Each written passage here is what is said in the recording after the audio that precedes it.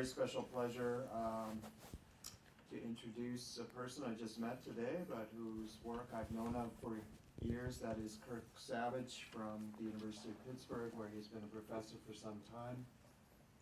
And Kirk's accomplishments are just, in a way, the least of his presence and his bearing and his importance to me and to many other people. After getting his PhD from the University of California at Berkeley, he published a very acclaimed book in 1997 called Standing Soldiers, Kneeling Slaves, which is about Civil War commemoration, and that won the John Hope Franklin Award in 1998 as Best Book in American Studies. In 2009, following with that interest, Kirk wrote another equally memorable book called Monument Wars, which is about the Washington Mall and the creation of it, and not only the different monuments on the mall and the mall itself, but monuments elsewhere in Washington, the kind of things that we might look at but not think too intensely about. And that brings me to really the fundamental thing about Kirk's work, which is there's such an ethical drive to it, hence his invitation here to speak in this Ethics of Democracy series. It's righteous, I was telling Kirk earlier. His questions are about who gets remembered, who gets forgotten, what are the policies and debates and fights that are largely lost to history that determine these questions of memory and forgetting. Kirk, like no one else, can take us into the backstory of why the Washington Mall looks the way it does, why many of the monuments look the way they do. And he can do so, too, with, I think, a very unusual combination of aesthetic sensitivity and historical finiteness and archival richness. So if you're like me, you've gone to the Lincoln Memorial in Washington and been edified or not edified depending on your mood of the day or your inclinations, but Kirk really describes what it's like to be in that space.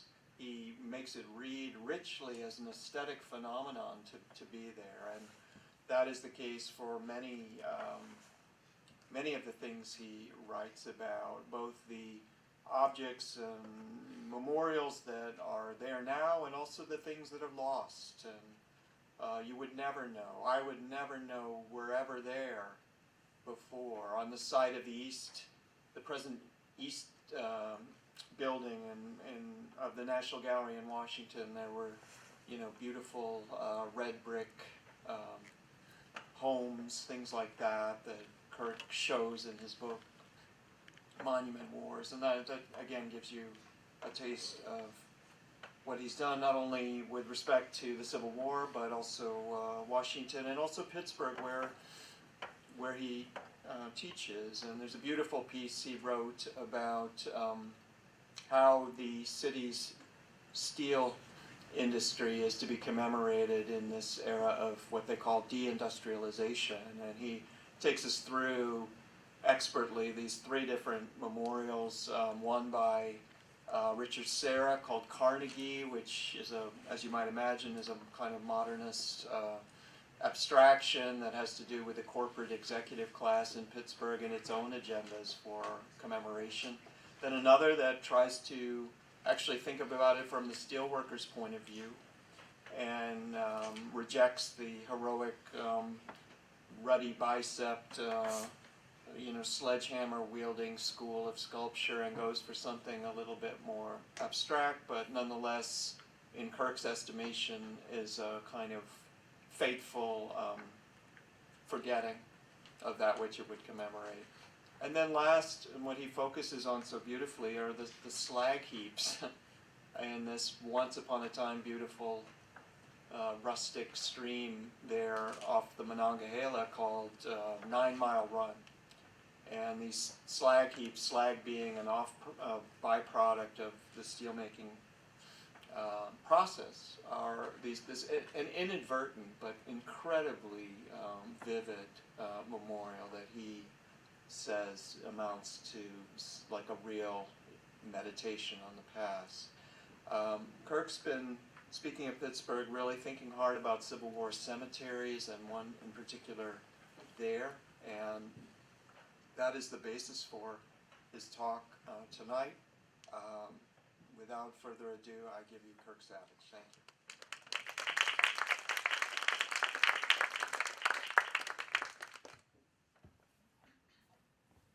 Thanks so much, Alex, for that great introduction. It was lovely to hear the phrase 9 Mile Run again, to hear that uttered in Stanford, California.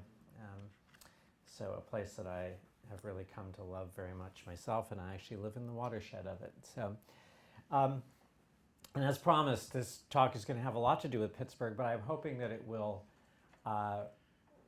radiate far beyond, that the issues that I talk about here will radiate far beyond Pittsburgh and connect to many, many landscapes that you may be much more familiar with, and which I will show you right now. We've all been to or seen the images of soldiers' cemeteries with their rows upon rows of simple white headstones receding to the horizon. Arlington, Virginia is the most famous in the United States, but these mass armies of the dead have spread westward across the continent, a manifest destiny all its own that now fills the national landscape coast to coast. This is the Golden Gate National Cemetery, about 20 miles from where we are sitting right now, and which I stopped by this morning for the first time and took this photograph. The first time these rows of white headstones really sunk into my consciousness was in the spring of 1965, a long time ago, when I was a little boy. A few days after President Lyndon Baines Johnson ordered the so-called Operation Rolling Thunder bombing campaign of North Vietnam, my mother took me to a small protest on the sidewalk outside Los Angeles National Cemetery, where I was mesmerized by the orthogonals that seemed to go on forever into the distance. For my mother, though, and the handful of women like her who were there on the sidewalk, it was the perfect backdrop for an anti-war message, a stark visual summation of the loss and heartbreak that was sure to come. These are landscapes that are profoundly and irreducibly ambivalent in the strict sense of the word. Their meaning seems to point in opposite directions. They are among the most ambivalent spaces of American democracy, raising an intractable question inside the nation's identity. How does a nation officially dedicated to the ideals of life, liberty, and the pursuit of happiness make sense of its massive commitment to a system that is designed to mete out death, submission, and suffering? How does this cognitive dissonance affect us and define us? Since I'm speaking to people who think about such questions in many different ways, I think, and probably from many different disciplines, I'm quite aware that I will be giving you my own limited perspective as a historian, and a peculiar sort of historian at that, one who looks closely at how people have designed and visually represented their world.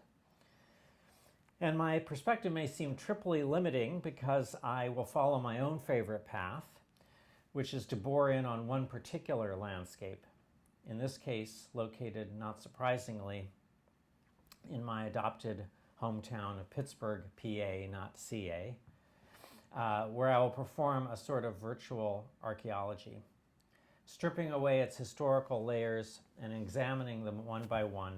I hope the process will yield some new insight into the meanings these landscapes can offer us in the world we inhabit today. The National Cemetery System did not get started until 1862, in the midst of the U.S. Civil War.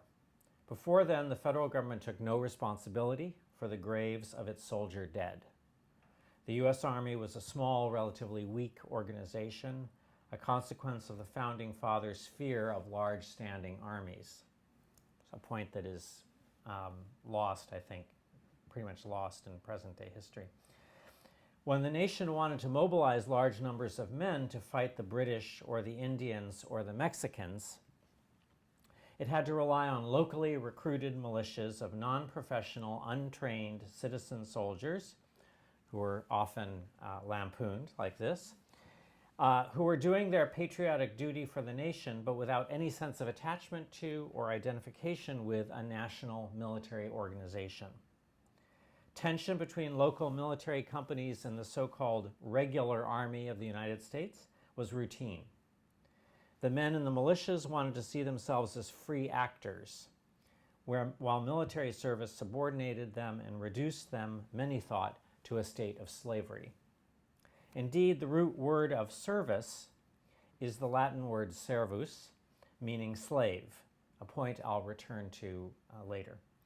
In a slave society, which the U.S. was at that time, both North and South, until the end of the Civil War, the analogy with slavery was not just a figure of speech.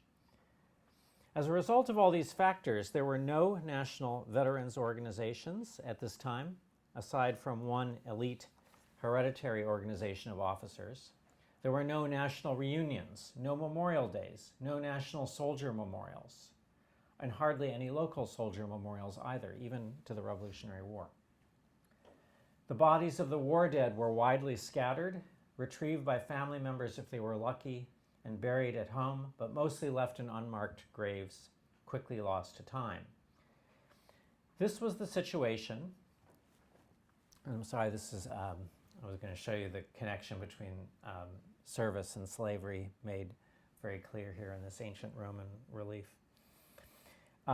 This was the situation when the first congressional acts were passed in the summer of 1862 to establish a national cemetery system, promising to safekeep the remains of every Union soldier who died in the service of the country. This was the first instance in the modern world, not just in the United States, but the first instance in the modern world of a nation systematically assuming the responsibility for its soldier dead. The Army was totally unprepared for this federal mandate, though. The unprecedented scale of death in camps, hospitals, and battlefields soon overwhelmed the military's logistical capacity. It would take many years before an integrated and effective burial system actually emerged. In the meantime, many local efforts tried to fill the gap. In that same summer of 1862, the major municipal cemetery in Pittsburgh, Pennsylvania, Allegheny Cemetery as it is still called, decided to donate a lot for the burial free of charge of, quote, such persons as have died or may die in defense of the country in the present war, unquote. The cemetery had been founded about 15 years before the war and had already arranged some high-profile burials from past wars and publicized these in its promotional literature. This being a burial to a now totally forgotten officer, but one who was famous in his own time, Commodore Barney. This was good business and good politics at the same time, because these elite military graves gave the cemetery patriotic credentials and prestige. The creation of the soldier lot, however, turned out rather differently, eventually transforming into a federal installation, and this is the history I want to excavate with you today. It's not surprising that Pittsburgh would take this early step to support the Union war effort. It was a solidly Republican town that had voted for Lincoln, and by the way, actually the first Republican convention was actually National Convention was in the city of Pittsburgh. It was also a strategically important city in the Union's industrial production and transportation network. Many Union regiments recruited from the North and West stopped in Pittsburgh on their way to the front, where they were toasted and celebrated by local citizens and VIPs.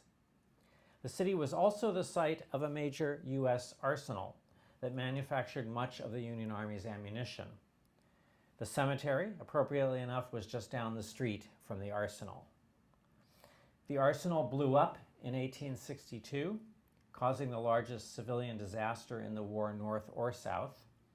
And some 54 bodies of young female workers, charred beyond recognition, were buried in a mass grave in the cemetery months before the first military casualty entered the soldier lot. This is what the soldier lot looks like today. The bulk of the graves hold Union soldiers from the Civil War, although a few Confederates crept in, and I'll have more to say about this later. And some men from earlier and later wars were added until the lot reached capacity in the 1920s. With just over 300 graves, it is a miniature version of the much larger national cemeteries like Golden Gate and Los Angeles.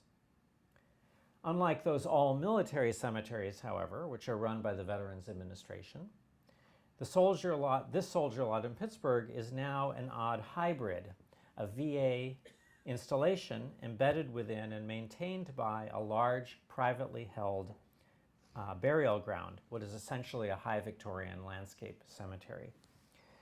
Cemeteries like these were often called rural cemeteries because of the rolling hills and woods, though they were really rural fantasies created as deliberate counterpoint to the filth, noise, and unruly energy of the industrial city. You can see at a glance that the soldier lot is a counterpoint to the counterpoint, an odd intrusion of regularity and discipline into the idiosyncratic, individualized, variegated landscape of tombs around it. Spreading across the flat valley in tightly formed rows, the lot immediately conveys an impression of collective purpose and unity that the scattered family plots around it do not have.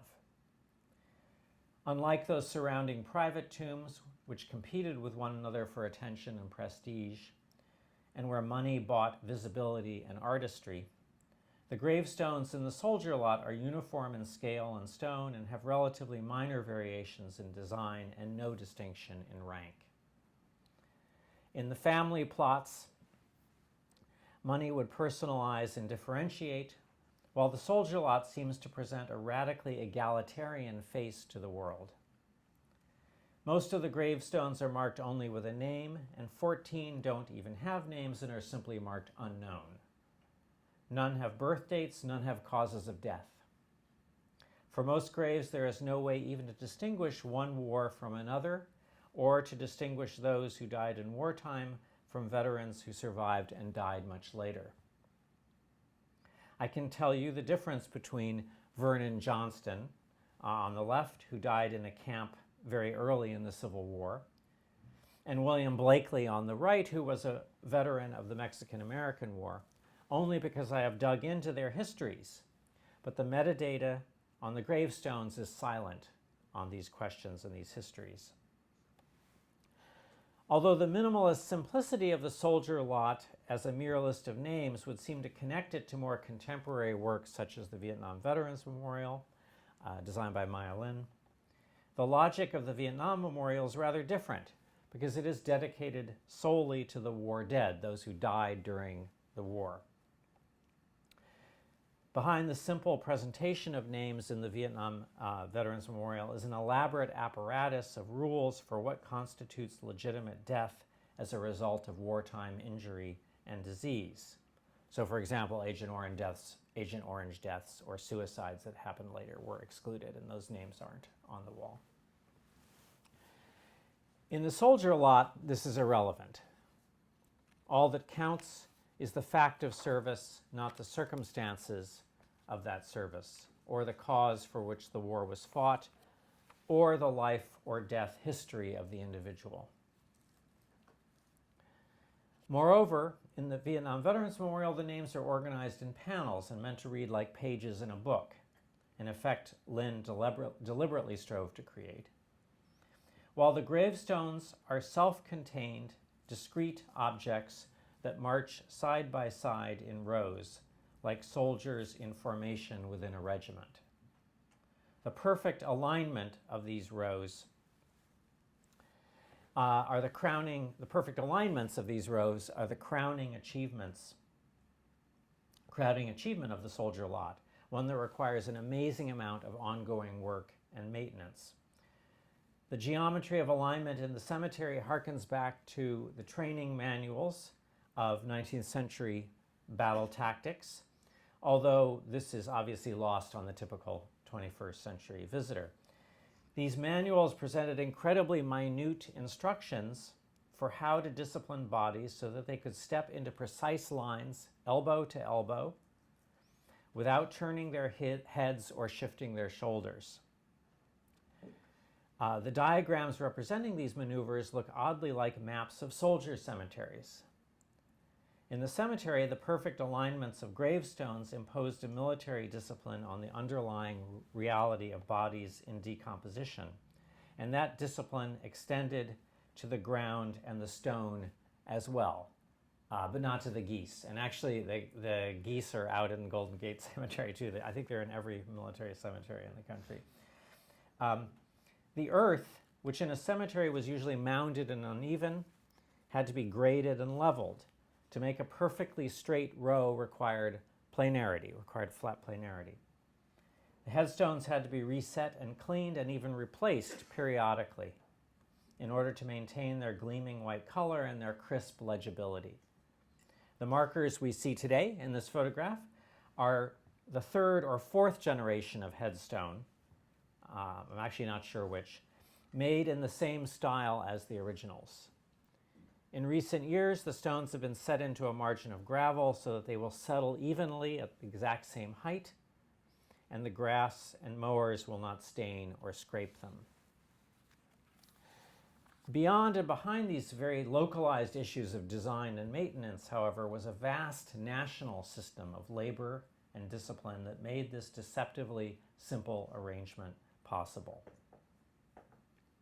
The most difficult but most crucial part of the whole system was the identification of the dead. And just a warning here, I'm going to be putting up a pretty disturbing photograph. A cemetery is a collection of dead bodies. How do we know which is which? How is the metadata, the identifying information, attached to those bodies? In part, it is a database problem. What fields of information need to be recorded and displayed? But it's also a material problem. The information needs a material support of some kind that is permanently affixed to the grave, otherwise the very identity of the body will disappear. And this was a disrupted burial. You see the headboards here have just simple initials of the dead and letters and numbers that indicate the regiment, and we now know that it's a South Carolina regiment. And these bodies ended up actually in Charleston, South Carolina, which is another story that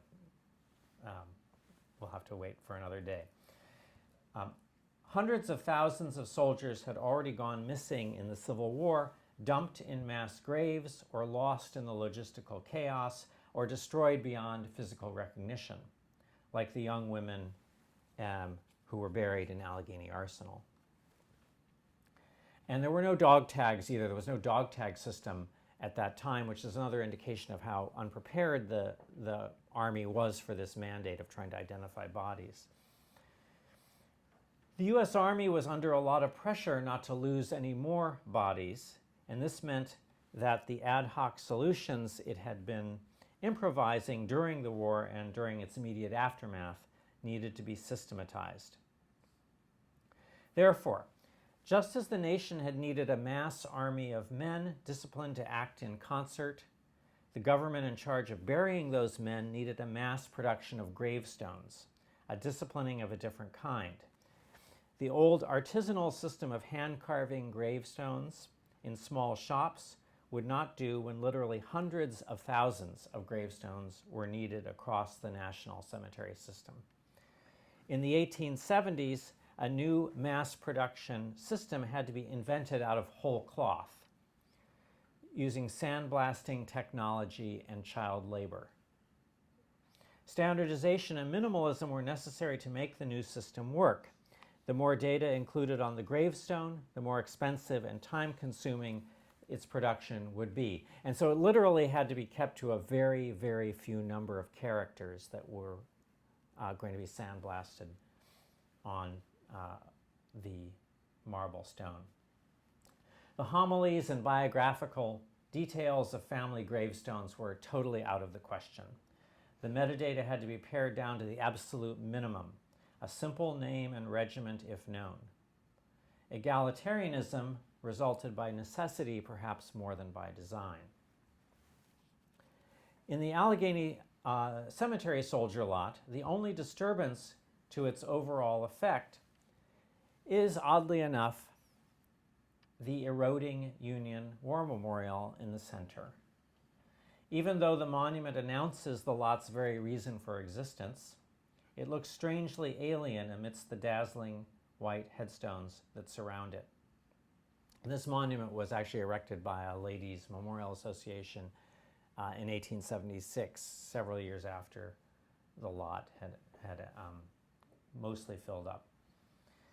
With its silly allegorical figure on top and its bombastic verses on the pedestal, the memorial belongs to a time gone by, an obsolete and, as my kids would say, unrelatable history. There are two quite different temporalities at work here, because the gravestones, by way of contrast, look so simple, pristine, and preternaturally organized that they seem to rise out of the dustbin of history and become timeless.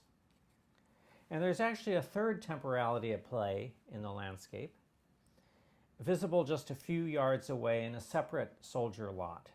This is the lot created in the early 1880s, so some 20 years after the initial soldier lot. This lot was created for and by the Grand Army of the Republic, the major Union veterans organization of that era and one of the most powerful political lobbies ever created in the United States.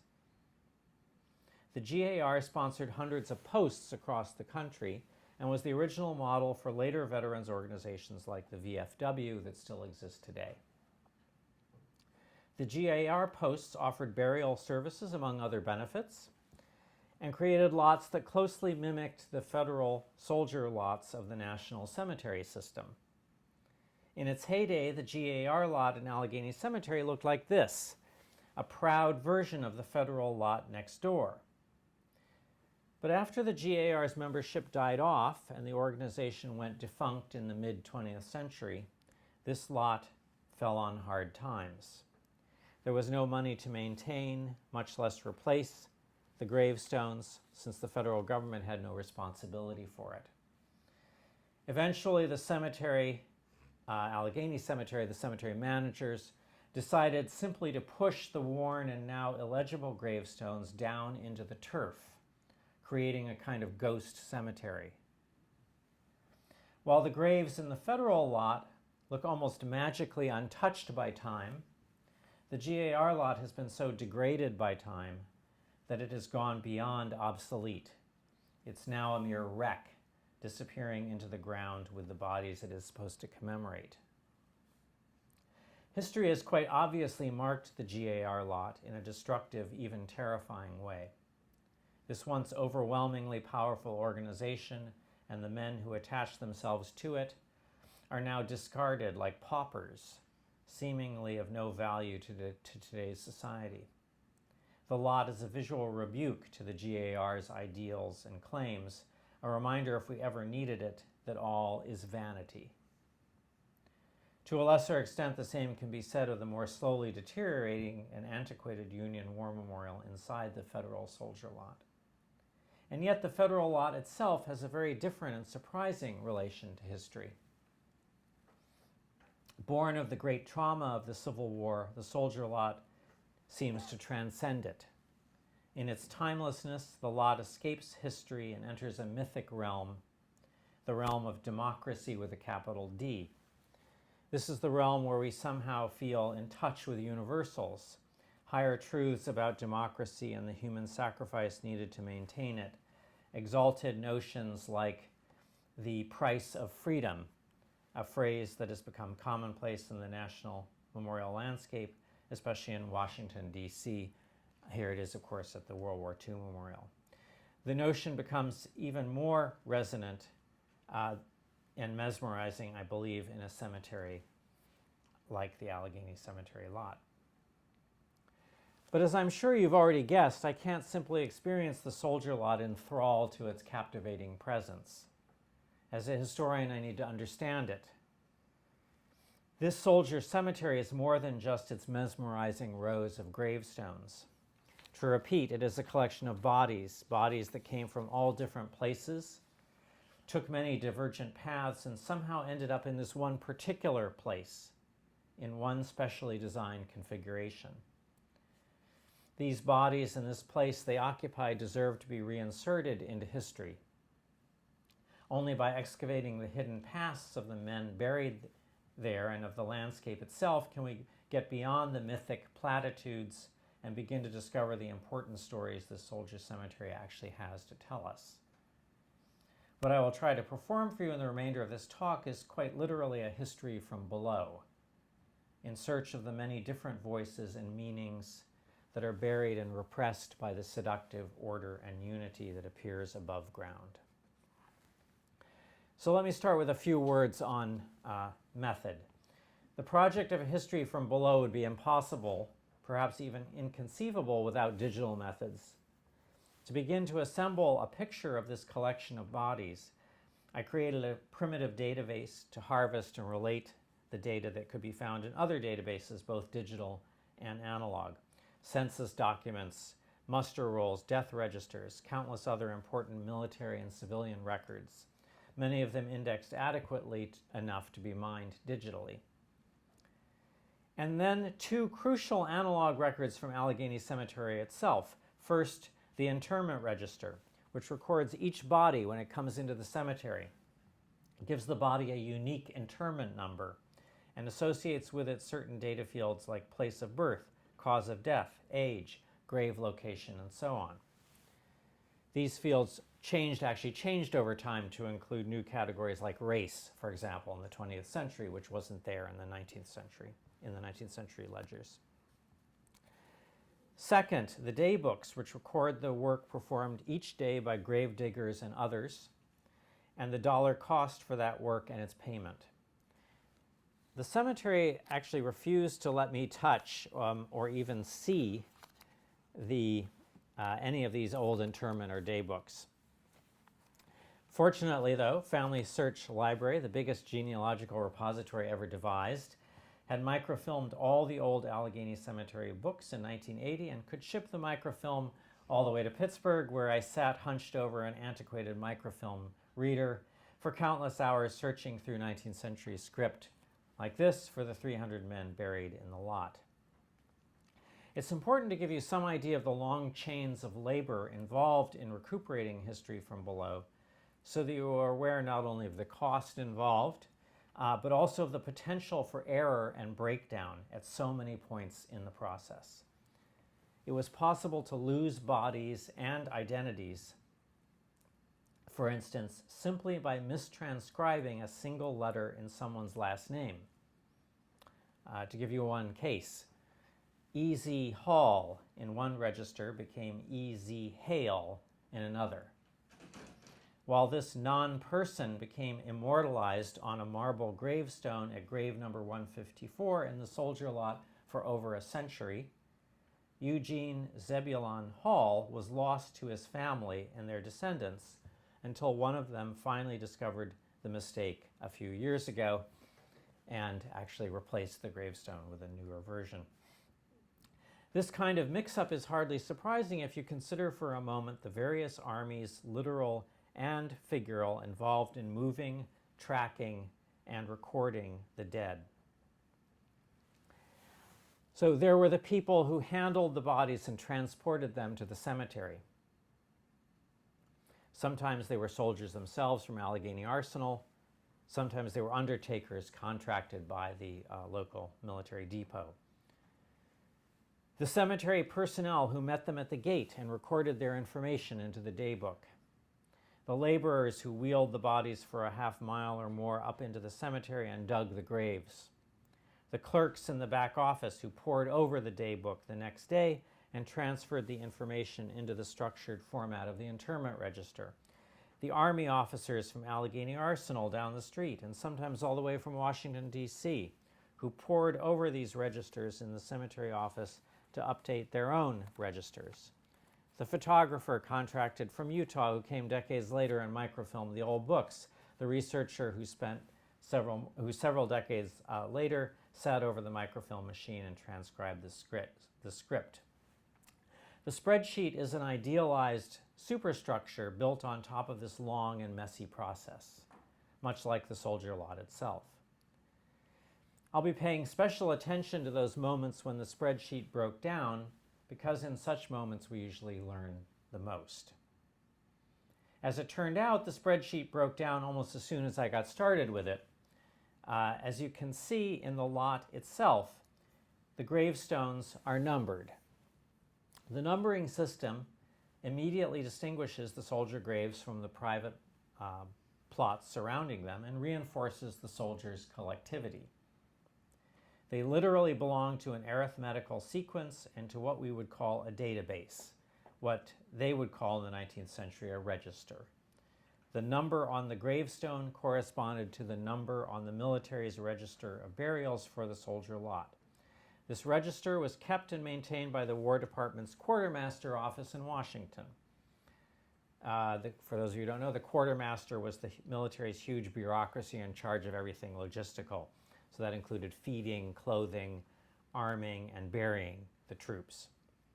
And they had elaborate registers to keep track of all of these orders and expenses. As you can see here, this master list in Washington was updated by local U.S. Army officials in Pittsburgh at the Albion Arsenal, which was still a military post in the early 20th century and wasn't actually decommissioned until after World War I.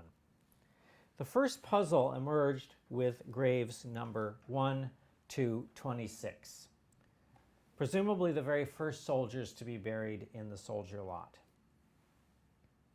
How could they all have the same death date, September 15th, 1868? So actually the first question I asked the cemetery, and they had absolutely no idea. Perhaps this was the interment date instead. But then why would all 26 be buried on a single day in 1868? Where did they come from? And if Allegheny Cemetery established the lot in 1862 during the war itself, how could the first burials be 6 years later after the war was over? Scanning further down the register, the death or interment rates move backward and forward in time, raising further questions. Answering these questions, which took well over a year, ended up exploding the narrative told by the cemetery and most of the assumptions I had formed by simply looking at and experiencing the site. So the first thing I had to do was to cross-check these first 26 burials against the Allegheny Cemetery's own interment register. Every body that came into the cemetery had to be given a unique interment number, just like an accession number in a museum collection. This is actually the most apt analogy that I could find for this system, actually, of recording bodies as they came in to the cemetery. It's very much like accession records in a museum. In database lingo, we would call this number the primary key. Even unidentified bodies, like the soldiers' bodies that were repatriated from Mexico after the Mexican-American War, there were 8 of them, were given unique interment numbers in the cemetery register. But the first 26 bodies listed on the Federal Register were not anywhere in the cemetery's interment register, not on September 15, 1868, nor any other date before or after. Not in the daybooks either. Every other soldier in the lot I found recorded in the interment register and the daybooks, but these 26 were a black hole.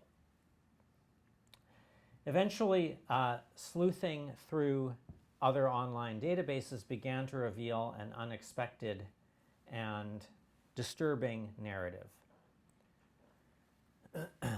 Take grave number 8. We see that here?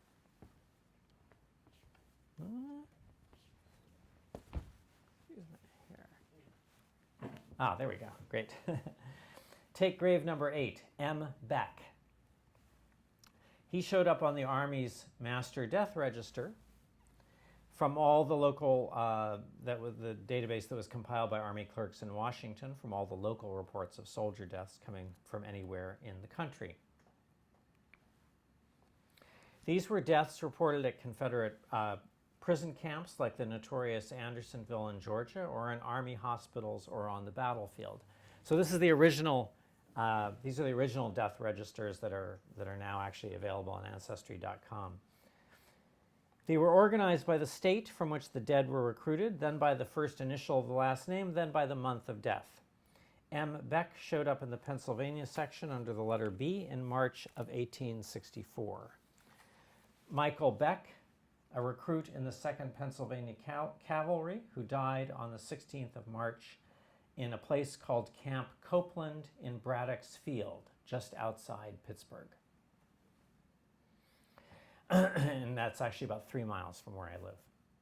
Braddock's Field was the location of one of the major military disasters of the 18th century, when a combined force of French and Allied Indians defeated George Washington and his British commander, Edward Braddock, in 1755 in the so-called French and Indian War. Today, the town is the poster child for a different kind of disaster, the blight of deindustrialization. That's the mayor of Braddock, actually, there, with the zip code tattooed on his arm. But in March of 1864, midway between these two epochs, another catastrophe visited itself on this seemingly cursed spot. A huge wave of disease came crashing through this army camp, Camp Copeland, where draftees, paid substitutes, and some volunteers from western Pennsylvania rendezvoused before joining their regiments and going south. Local communities were under pressure to fill new quotas announced by the Lincoln administration, and Camp Copeland was overwhelmed with new men and boys, some as young as 14. Michael Beck was 16 when he died there, the youngest son of a farmer who lived about 60 miles away. If you look down this death register just for the letter B, just in the letter B, just in the month of March 1864, Camp Copeland appears over and again, more than any other site listed in the register, any other site anywhere in the country. Beatty, Billig, Babcock, Barber, Beck, Broughton, Bates, Bollinger, all victims of typhoid fever or measles, communicable diseases that took hold in army camps, especially those like Camp Copeland, with terrible sanitation, makeshift housing that overexposed soldiers to the elements, and indifferent medical care. According to the Pittsburgh newspapers, which to their credit reported the scandal exhaustively, the whole camp was, quote, a sea of mud, with no attention to the comforts of the sick, no hospitals deserving the name of such, wet and filthy bunks, dirty barracks, black measles and fevers everywhere, and discipline nowhere. In March and April of 1864, at least 60 recruits died there, perhaps as many as 100. And still others died after being transferred to the hospital in Pittsburgh or taken back home. At that moment, Camp Copeland was one of the deadliest places in the country, if not the deadliest. Every war death is heartbreaking, but these young men and boys died needlessly, in some cases only days after they had left home to join the army. I'd like to take a minute to read you the obituary of just one of them to give you some small sense of the oceans of grief spilled by this humanitarian disaster, which, by the way, has gone completely forgotten, even in local Western Pennsylvania history. This obituary is for Joseph Kern, Jr., 18 years of age. So I'll quote it. It is with more than ordinary feelings of sorrow that we chronicle the death of this estimable young man, and yet we can scarcely realize that he is forever removed from our midst. But a few weeks have elapsed since, in the fullness of life, of hope, and of patriotism, he enlisted in Company K, 53rd Regiment Pennsylvania Veteran Volunteers, of which his father and 2 elder brothers have been members since its organization in 1861. He was immediately transferred to Camp Copeland, where he contracted measles, which for want of proper care and treatment while in camp, developed pneumonia, of which he died. Gifted with talents of no ordinary kind, naturally tender and affectionate in his disposition, and having a singularly pleasing address and appearance, he was eminently calculated to gain the affection of those with whom he was thrown in contact, and few persons of his age could claim so wide a circle of friends, whose confidence he possessed and whose respect he retained to the final close of his earthly career. And that appeared in a local newspaper, religious newspaper called the Presbyterian Banner.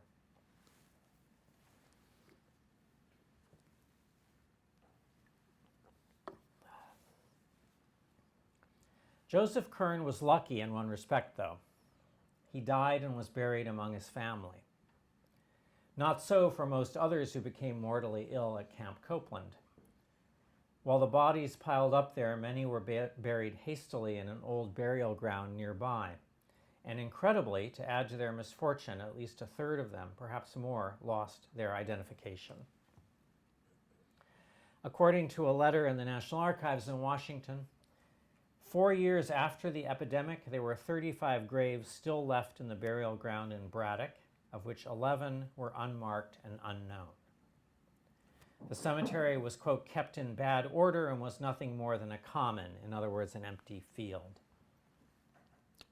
The quartermaster decided in 1868 to exhume the bodies and quietly rebury them at Allegheny, where they would be in a proper cemetery.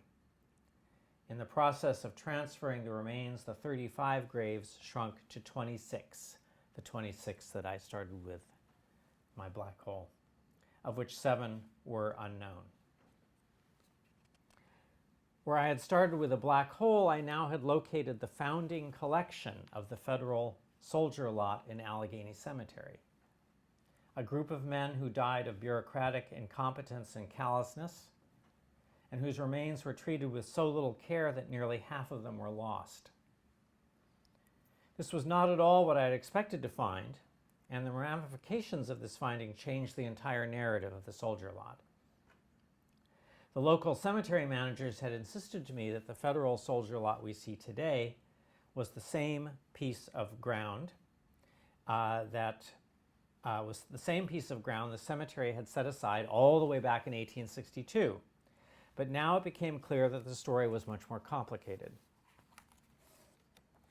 Allegheny Cemetery's original soldier lot was not in the flats where the soldiers are buried today, but up in the so-called Strangers' Ground, as it was called then, the Potter's Field, where the poor and the friendless were buried. The soil up in the Strangers' Ground was poor and gravelly, and still today it is the least well-maintained and most creepy section of the cemetery. Between 1863 and 1868, about 100 soldiers and veterans were buried there in a section known on the Internment Register as U.S. Volunteers. Then in 1868, when the quartermaster decided to rebury the Camp Copeland victims, he had them put in a new lot down in the flats, a greener and more cheerful spot, and from then on, all new federal burials went down there. In 1874, the Army finally consolidated the 2 lots by removing the soldiers from the Strangers' Ground, exhuming them, in other words, and reburying them, removing them to the flats and rearranging the bodies in the configuration and numbering system we see today. Up in the original Strangers' Ground lot, the soldiers were buried in graves marked only with a small wooden headboard that showed their interment number from the cemetery register. No name, no gravestone, just a number on a piece of wood. It was quite obviously a burial ground of last resort for those without kin who could take care of them. The soldiers were put there because they too had become strangers. You can take the case of Eugene Hall again, the one whose name was mistranscribed into Hale. His own journey to grave number 47 in the soldiers section of the Stranger's Ground is part nightmare, part absurdist theater. Hall was from Michigan. He was wounded in May 1864 in the Battle of the Wilderness in Virginia and died in a hospital in Washington, D.C. His family arranged to have his remains shipped back home by rail on a train that made a stop in Pittsburgh. But by the time the train reached Pittsburgh, the stench from the decomposing body had gotten so bad that the passengers on the affected car demanded that the body be taken off the train. Realizing that the body needed to be put in the ground immediately, the railroad company sent it to Allegheny Cemetery, where it was buried in this original soldier's lot up in the Stranger's Ground. Not until 2003, 140 years later, did the Hall family descendants finally locate their ancestor's body. So they had brought it on a train and lost it for 140 years. Hall's story was exceptional in another way. He was one of the few buried in the soldier's lot who died in any sort of active defense of the Union. Less than a tenth of the Civil War soldiers in the consolidated lot died from battle wounds. The majority of them died of disease, which was true across the board in the Civil War, but even more so here in the lot. Aside from the Camp Copeland victims, about 2/3 of the other Civil War soldiers ended up in the lot because they died in one particular building in Pittsburgh, a hospital just 2 miles from the cemetery gates. This was the U.S. Military Hospital in Pittsburgh, a major collection point for men who ended up there from many different starting points across the Union. Soldiers there died of smallpox, pneumonia, chronic diarrhea. After the war, this hospital was converted, or part of the hospital was converted to a rest home for veterans with tuberculosis and other diseases. And for a number of years in the late 1860s and the early 1870s, what we now call what was called then and now Reconstruction, these were the men who filled the new graves in the soldier lot. These men who died at the so-called soldiers' home, the same building. They had actually survived the war only to succumb to the diseases that were characteristic of poverty. What united them into one collective grouping was not death in defense of their country, as the managers of Allegheny Cemetery had originally framed their identity, or as the Union War Memorial in the middle of the lot would later reinforce with its inscriptions, erected to the memory of the gallant men who gave their lives in defense of their country's honor. What united them instead was the happenstance of dying as strangers in this particular spot in Pittsburgh, away from their kinfolk and their regiment, displaced even from the traditional redemptive narratives of male valor and sacrifice that the inscription proclaims. This was their real collective identity, as both the Army and cemetery officials in charge knew quite well, but the soldier lot refused to acknowledge it. In some cases, there's little rhyme or reason why some soldiers ended up in the lot and others did not. For example, take one more story. Albert Matthias, a German immigrant who volunteered with a regiment in Illinois, was shot at the Battle of Shiloh in Tennessee in 1862. A relief effort organized in Pittsburgh took 2 steamships downriver to gather wounded soldiers that the Army couldn't get to, and brought Matthias and several dozen others back to the hospital in Pittsburgh, all the way from Shiloh, Tennessee. There he survived for 2 more years before finally succumbing, as the death register said, to, quote, exhaustion from gunshot wound, unquote. He died in the very same building, that hospital in Pittsburgh, that supplied most of the soldiers in the soldier lot, but for reasons unknown did not follow their path. He was buried in an unmarked grave in the Stranger's Ground, outside the soldiers' section, even though the Internment Register shows that they knew he was a soldier who had been wounded in battle. That was listed as his cause of death. When the lots were consolidated in 1874, Matthias was left stranded in the stranger's ground in his unmarked grave. It was not until the 21st century, when some of his collateral descendants contacted a local genealogist, that his story was pieced together and his grave was finally located. Today it is marked with a new bronze plate issued by the Veterans Administration, one of a handful of military markers scattered around this forlorn part of the cemetery, still in the stranger's ground. We can't blame Matthias's fate on his immigrant status. There were plenty of other German and Irish-born in the soldier lot and elsewhere in the cemetery. And yet, the few Confederates who died in the hospital in Pittsburgh, and all of them were prisoners of war who had been brought there, they ended up in the soldier lot when it was consolidated in 1874. So Albert Matthias, who did in fact die in defense of his adopted country, was left alone in the stranger's ground, while a half dozen Confederate soldiers who fought against the nation were brought into the fold under the shadow of a Union War Memorial. Until recently, before the massacre in Charleston, South Carolina, and the Black Lives Matter movement, you could still see Confederate flags decorating these graves on Memorial Day. There's now, I think, a regulation against this, just very recently.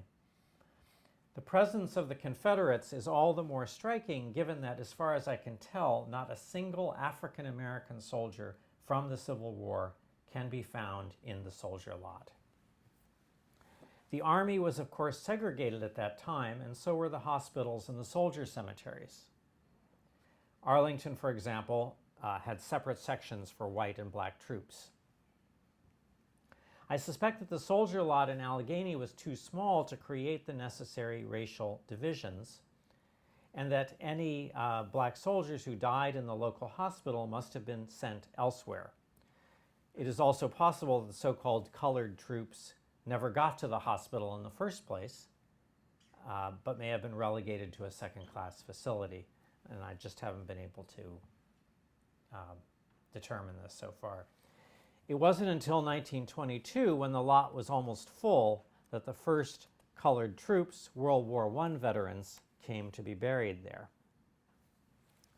The situation was entirely different in the Grand Army of the Republic lot, which opened, as I said, in 1882, a few yards down the road from the federal lot.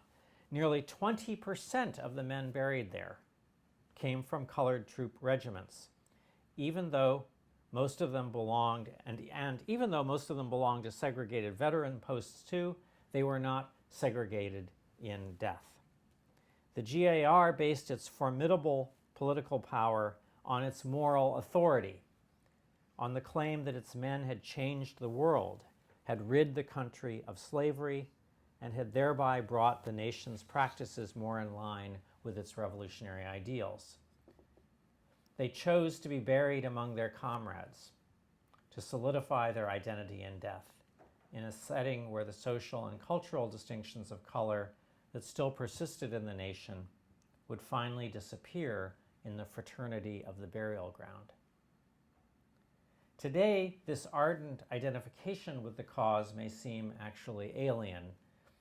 In the post-Vietnam era, we are much more used to the idea of separating the warrior from the war's cause, which was something that actually the Vietnam Veterans Memorial quite explicitly did as part of its program. We are told that no matter how much we may oppose the latest war, no matter how unjustified or even immoral we think that war might be, we should still honor the warriors who carry it out. It's yet another instance of cognitive dissonance. The GAR would have had none of it. The whole idea of separating the warrior from the war was abhorrent to them. In fact, they were determined not to allow that kind of honor to the Confederate soldiers made possible by dissociating them from their repugnant cause, the cause of perpetuating slavery. They wanted to, so the GAR wanted to attach the warrior to the war as hard and fast as possible, and to take all the credit they could for the war's moral outcome. They were the living standard bearers of the new birth of freedom that Lincoln had proclaimed in 1863 at Gettysburg. How ironic and indeed tragic that the GAR lot and all it stood for would become a ghost cemetery, its ideals buried and forgotten along with the names of the men who once waved its banner so proudly. While only yards away, the Federal soldier lot would take an entirely different trajectory. Originating as a burial ground of last resort, whose residents did not choose to be there, but ended up there because of disasters like Camp Copeland or the more ordinary misfortunes of poverty or bad luck. Here, these men would assume, these men in the Federal lot, would assume a whole new collective identity they never had in life. It was an identity built on the slenderest of threads, a mere name and spot within a military organization. For some of them, like the victims in Braddock's Field, it was a status they had worn only for a matter of weeks or sometimes only days, and sometimes quite reluctantly. Yet it ended up defining them in death for all time, thanks to the mandates of the National Cemetery System, which guaranteed that their graves would not disappear into the ground, but would remain forever dazzling and mesmerizing to future generations, generations that would never know who these men were or even why they were there. The view from this soldier lot turns out to be full of contradiction and cognitive dissonance. Soldiers who died alone and unheroically acquired a new collective identity and importance in the cemetery that they never enjoyed in life, while those who most actively shaped their identity as soldiers and veterans have been consigned to oblivion, to the historical dustbin. But both groups did start in roughly the same condition, in a surrender of sorts, the surrender of their bodies in the service of the state. Which brings us back again to that term service, once synonymous with slavery. Soldiers enslaved themselves to a nation that demanded their bodies no matter what the cause, whether it was to destroy the Confederacy and the institution of slavery along with it, or to expel Indians from their ancestral homelands, or to force Mexico to give up half its territory, or to bomb a poor Asian country on the other side of the globe. Soldiers had to give up not only the autonomy of their body, but the autonomy of their conscience. This ideal of service sits uneasily with democracy, and indeed conflicts with democracy's most cherished ideals. The soldier cemeteries I have been discussing try to bury these conflicts beneath a seemingly irrepressible representation of collective unity. But what I've been doing today is to show how this unity frays and dissolves when the discomfiting histories of the soldiers and the landscape are brought to light. I'm reminded here of a passage in Ta-Nehisi Coates' remarkable book, Between the World and Me. And if there's one book that you should just go out and buy and read tonight, I would say this is the one. A passage that is about the history of slavery, but applies just as aptly to the history of war itself. And I'll quote. He says this, he's speaking to his son here. "You must struggle to remember this past in all its nuance, error, and humanity. You must resist the common urge toward the comforting narrative of divine law, toward fairy tales that imply some irrepressible justice." What happens to the soldier lot if we resist the comforting narratives of American exceptionalism and struggle to remember the past in all its nuance? The perpetual honor the cemetery seems to confer on these soldiers' graves looks more and more like a fairy tale. For how can the cemetery truly honor the individual if it represses so completely the personal story of the soldier's own body and own conscience? When I stand now in the Allegheny Cemetery soldier lot, I think of the arbitrariness of destiny that brought these men to this patch of ground, and that kept them miraculously from the fate endured by the GAR, by those in the GAR lot or up in the stranger's ground, or indeed just about any other place where war has visited its miseries on humanity. What will happen, for example, to the thousands of Syrian refugees who have died or will die in their camps, waiting for asylum?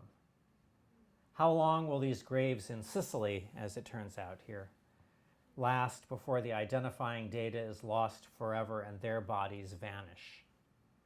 Perhaps, if we can come to know our soldiers' cemeteries not simply as variations on a time-honored tale of service, but as zones fraught with the conflicts and dissonances of democracy, we might be able to honor these war dead differently by linking them to the struggles and tragedies of the war dead everywhere. Thank you.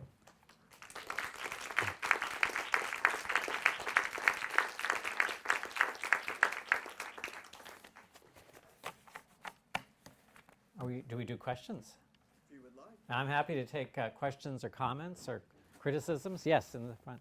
Can you apply what I think you meant by cognitive dissonance to the cemeteries on Normandy in World War II? I want to repeat the question. So yeah, so the question is whether I would apply that same notion of cognitive dissonance to the cemeteries in Normandy and in World War II, which I actually saw. I was very young when I saw this, but I haven't had a chance as an adult to really deal with those landscapes. But I would, and again, not with any disagreement with the cause or of the war itself, but the question of how those men arrived there and what were their paths and what were their own stories, their own reluctances, their own ways in which they died. I would apply that same notion. Yes.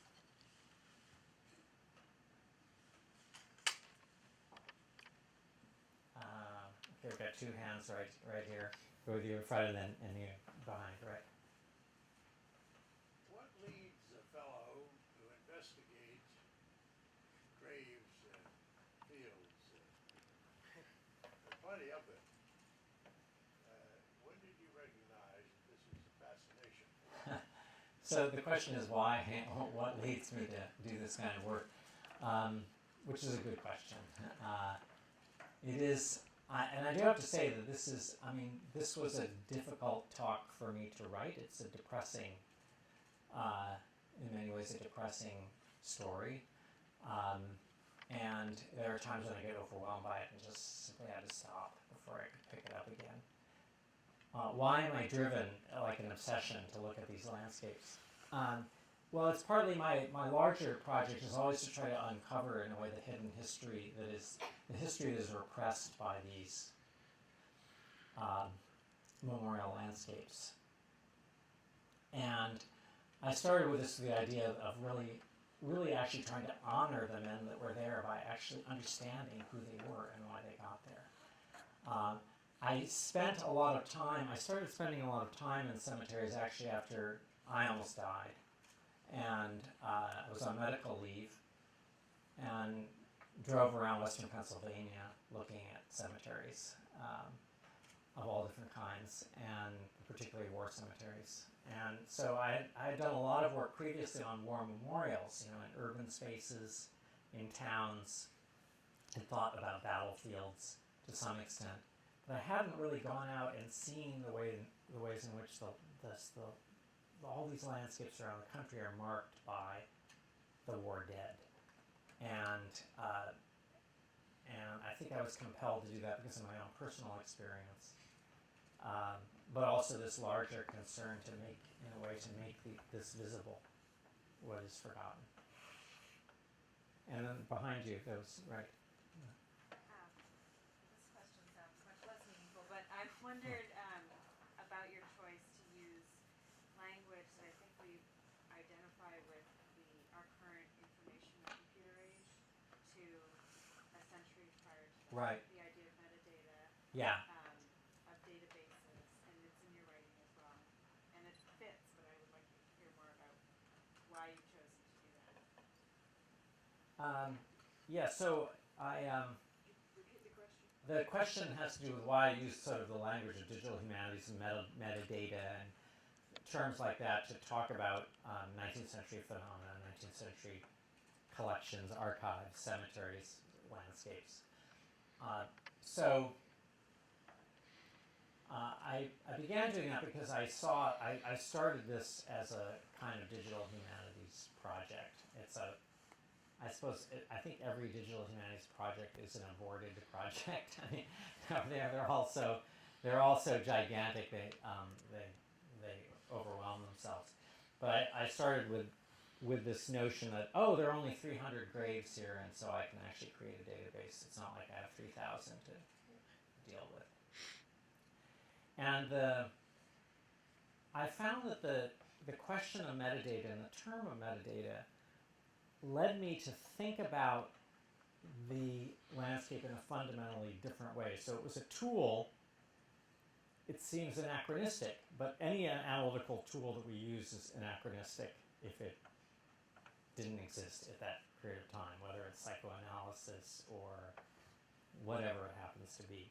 The question is, how useful is that tool, and how does it help us give new insight into the phenomenon that we're trying to analyze?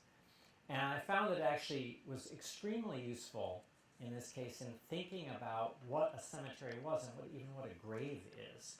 When you have to put something into a spreadsheet, you have to make decisions into a database. You have to make decisions about what the fundamental categories are that you're dealing with.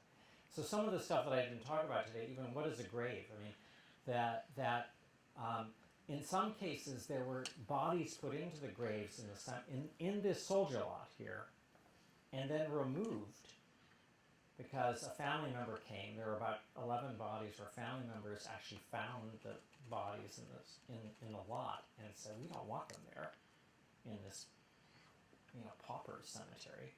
We want them at home. They took them out of the lot, and a new body was put into the same grave. And then the question is, how do I deal with that in a database? And that question becomes really a philosophical question or an ontological question about what is the status of the body, of the grave, and ultimately of the identity of the person. What is the identity of the person? It's actually a relation between these things. So those are the reasons why I use those tools. Yeah, and go here and then Alex. Yes.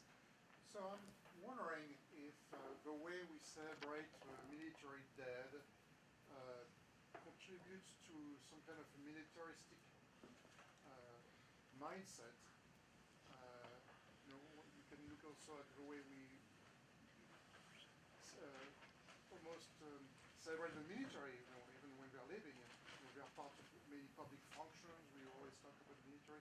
So does this all ensure that all these cemeteries will be filled in the future? Well, I think so. The question is the relationship of the cemetery to militarism and the way in which the honoring of the soldiers could ensure that yet more soldiers go in to these lots. So, I mean, in a really sort of crude and simple way, we could say, like the artist Krzysztof Wodishko says, war memorials are war machines. That's his 5 words, it kind of says it all, right? But it is a complex story because that's not, in fact, why this National Cemetery began. It didn't begin as a kind of propagandistic enterprise. It began as a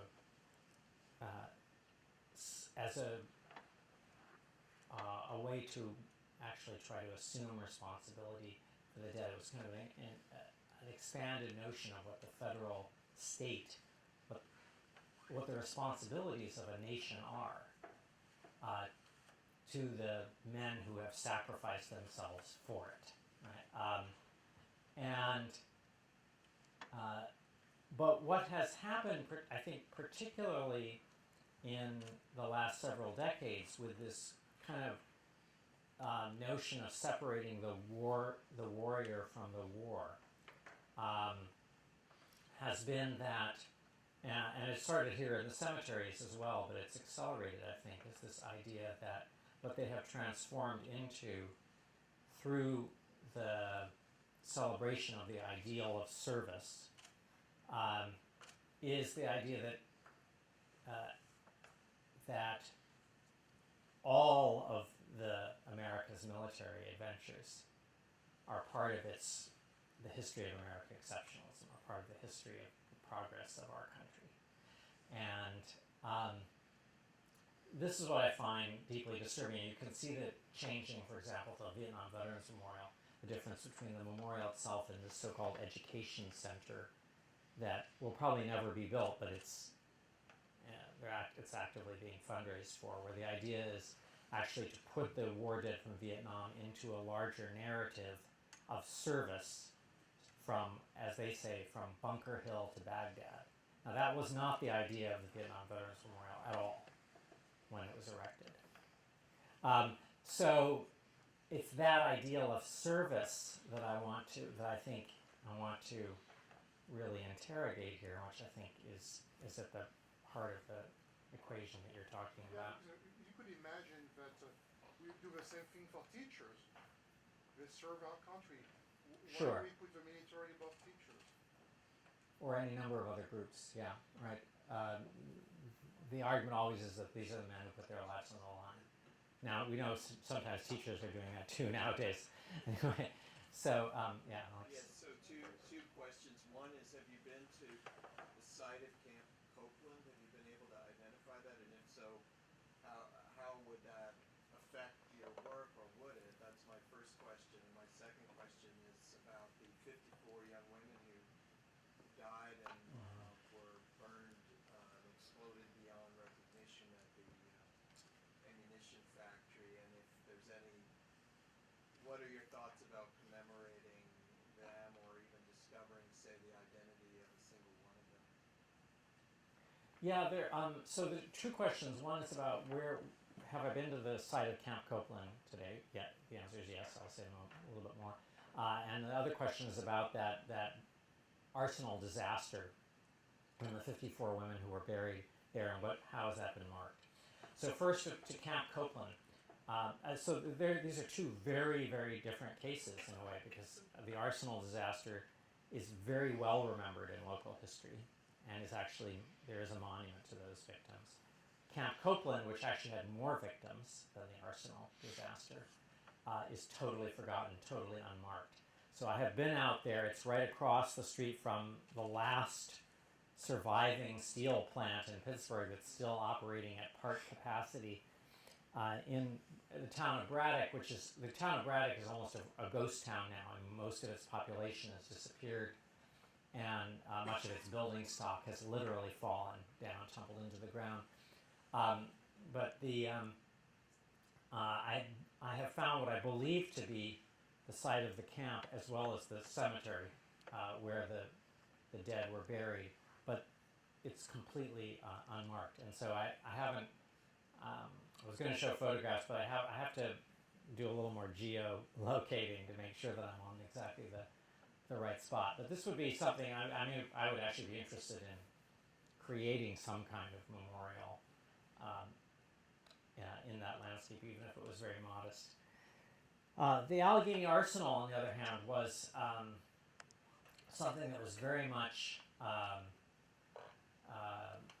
was a huge event in local history at the time, and is still talked about today to some extent. There was, when the 54 women were buried in the cemetery, a monument was later put up. It's a very simple obelisk monument, and to mark their spot, and it's still one of the kind of spots. If you go to Allegheny Cemetery today and you get the map, from the front office, they'll direct you to the Arsenal Explosion Monument. And some of the victims have been identified, and some of their stories have been told in local, and especially when the semi-sesquicentennial came up, there were several stories about some of the women who ended up in that explosion. because they lived in the local area and they even knew their addresses. You could go by and look at the house where they lived and walked over to the Arsenal building. And I think it's partly, it's the fact that it was young women, that the explosion was so unexpected. There's a lot of controversy about whether there was negligence involved or not in the event. But it's a very interesting and good example of the ways in which some events rise to remembrance and some events drop to oblivion.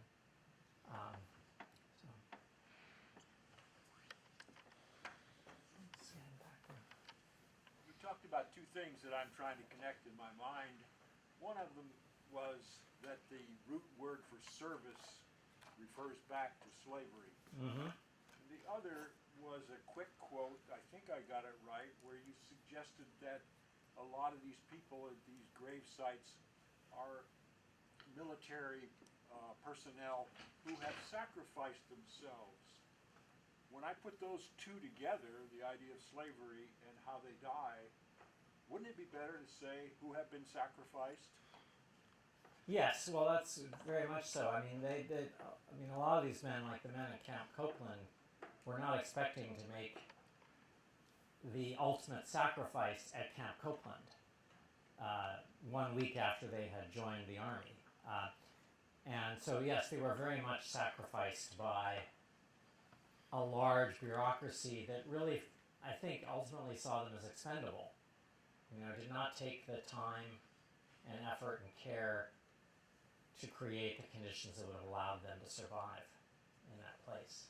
And the expendability is something that has gone on for these many years. Well, right, and so about expendability, I mean, that's again one of the kind of dissonances of war, that any military commander, especially in the Civil War, no matter how much they cared for their individual troops, they knew when they were ordering a certain military maneuver, they would know that, say, 30% of them weren't going to come back, because that was the nature of the tactics at those times.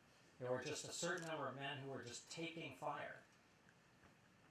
And the men themselves knew it. They knew if they were where they were positioned in line. They knew if they were going to die or not, or they had a pretty good idea. Thanks so much. I have a question about doing research on a local landscape. It strikes me as a very powerful way of connecting with the place that you work and also teach. So, how has this project or similar projects allowed you to engage students, if at all, in the classroom, or are students involved in this kind of research? How does that take shape within your work? Right. So the question is about connect these local landscapes. Since this is the same place that I teach, how I connect this to teaching and undergraduates, for example. Yes. So I have with the Allegheny Soldier Lot. As you can tell, there's a lot of research that goes into trying to track these men through Ancestry and all these other databases. So I started to get together little armies of research assistants, and we have the University of Pittsburgh is a very thriving program in undergraduate research, and all undergraduates want to get involved in research. And there's a program particularly for freshmen. It's all these extremely smart, usually pre-med students who come in who are biologists and chemists and so on, and they want to do something different. They don't want to be in a lab.